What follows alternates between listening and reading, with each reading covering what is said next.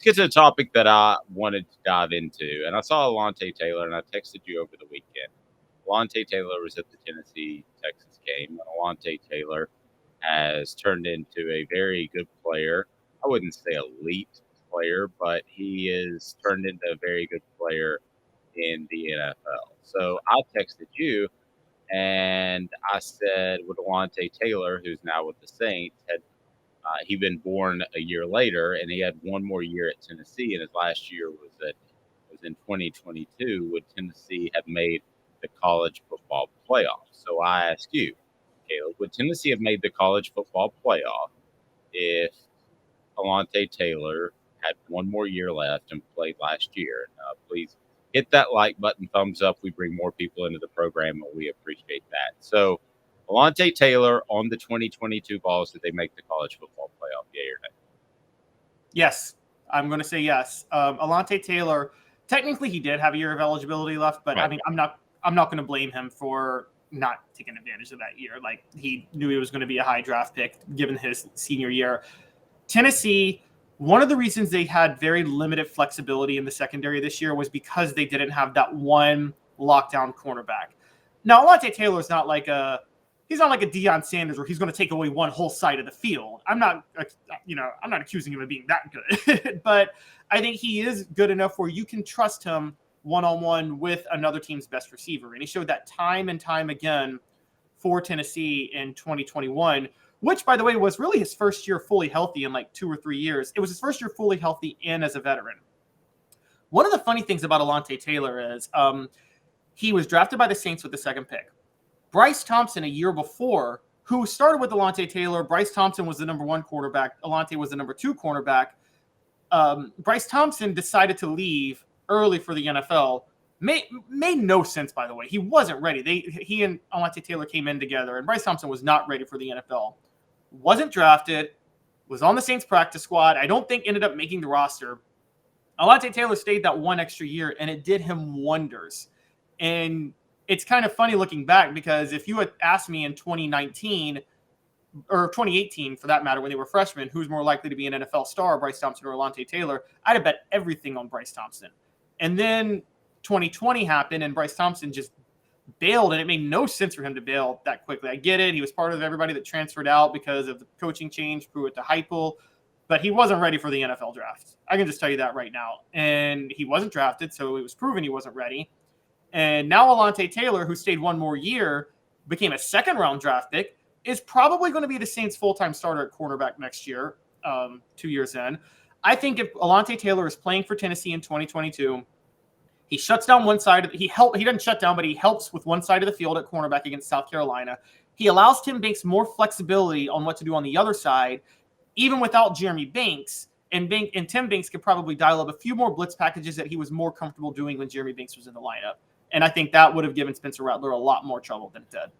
I'm going to say no. I don't think they make the college football playoff with the addition of him. And I'm going to say it for 2 reasons. I don't think this is a team that was – I don't think you can look at South Carolina and Georgia and games that they weren't really even in and say that they were a player away. If you're really out of 2 games, just by the nature of the sport, I don't think that you can say that you're just a player away. Now, perhaps they play a little bit better versus Georgia, but then I will turn it to the South Carolina game. Unless Alontae Taylor is the best leader of young men, and he is a young man, then I don't know that they avoid the Jeremy Banks distraction. And he would have been a part of that distraction. He would have been out there with a team that suddenly lost its identity for one night for whatever reason, and Tennessee still would have struggled against South Carolina. That was just not Tennessee's night, and I don't think he would have been good enough to push Tennessee over the hump against Georgia. So I'll say no based off those 2 things. Now, if you were to give me like just a great leader like an Al Wilson, regardless of position, then the South Carolina game wouldn't have ever happened. So I would rather have, in this particular case, a great leader that would keep something like that from happening, as opposed to a position of need, which clearly he would be. So I don't think that would guarantee them a spot in the college football playoff. I think that night in Columbia is one. It was a disaster that he couldn't avert just by being present. But it certainly would have made Tennessee a much better football team. I don't disagree with that at all, because it's clear they, and I don't know that they're going to have one this year. There's just not an elite corner, shutdown corner on this football team that we've seen to this point. But Dave, let's think about this for a minute with that game. Wasn't it a domino effect, like we talked about? I think the Jeremy Banks saga. I think the Jeremy Banks saga is what partially led to the defensive line that night choosing that night to not play with their hair on fire, which you said a lot of times defensive line pressure is an effort thing, and the effort just wasn't there from the defensive line that night. And I hate to use that term, but they really had a mentality of let's get through this game. Well, but how much of that was gassed from end of the season and playing a lot of snaps? It might have been that too. I mean, it might have been that too, but I'm talking about the domino effect of Jeremy Banks. It was a combination of that, a combination of Tim Banks now not being able to do his stunts that he wants to do because Jeremy Banks isn't in there. And those two things alone leave the secondary really exposed, which we knew going in. The secondary was a problem. You could not count on the secondary to win any games for Tennessee this past year.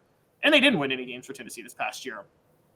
I think if Alontae Taylor is there, I think you have a lot more freedom and creativity in the secondary to where even if the defensive line doesn't play with its hair on fire the way they should, even if you can't do the different blitz packages you want to do, there are at least 2 drives where Tennessee doesn't allow a touchdown on. Remember, they allowed a touchdown on all but one real drive in that game.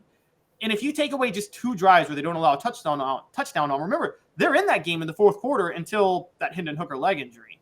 And would that have happened? We don't know. I just think there was a lot of, I've watched enough football to know that like a 25-point game can be a 1-score game really, really, really, really fast if you watch the flow of the game. And that struck me as a game that could have happened. I don't think, for instance, one of South Carolina's touchdown drives was when they converted a 3rd and 20 over the middle. I don't think they convert that if Alontae Taylor is playing cornerback for Tennessee that night. I just think there were too many factors in that there was a lack of team chemistry.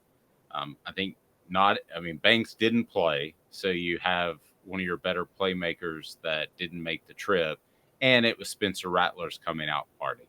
So would have Alontae Taylor helped?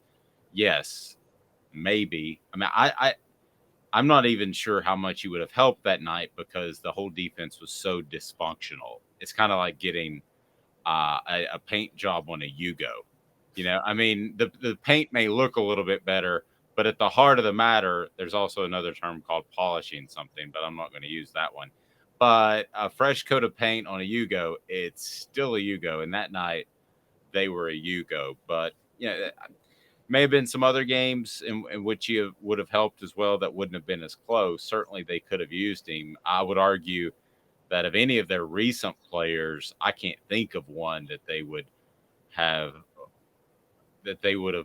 wanted any more last year because of the position of need. But I just don't see him flipping it personally.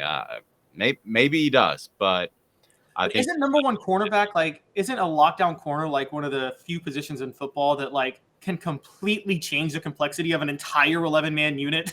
Like completely frees up your strategy if you have a lockdown corner. No, I agree. I just think that was destiny that night. I don't think that if Deion Sanders in his prime was out there, that they would have won that night. I think there were just too many problems, but that would have been fun to watch if Deion was in his prime out there.